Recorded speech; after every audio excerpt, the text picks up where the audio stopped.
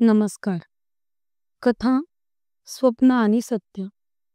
एकदा स्वप्न आणि सत्य यांचे जोरदार भांडण झाले. भांडणाचा विषय होता भविष्य घडविण्यात सर्वाधिक सहभाग कोणाचा असतो. दोघेही खूप भांडले, भरपूर वाद घातला, पण निर्णय काही होईना. शेवटी दोघेही आपल्या पित्याकडे गेले. पित्याला वादाचा विषय सांगितला.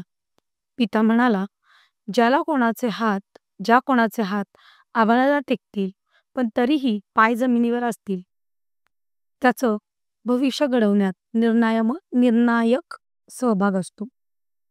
दोघेही परत आले. सर्वप्रथम स्वप्नाने एकाच उडीत त्याचे हात आभाळाला टेकले, मात्र पाय जमिनीपासून केव्हाच उचलले गेले होते.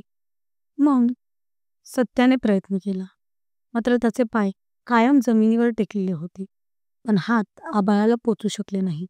दोघांनाही खूप प्रयत्न केले, पण दोघेही अयशस्वी झाले. शेवटी थकून ते पुन्हा एकदा पित्याकडे गेले. तेव्हा पिता म्हणाला, भविष्य घडवण्यात सत्य आणि स्वप्न या दोघांचाही समान सहभाग असतो. तात्पर्य काय?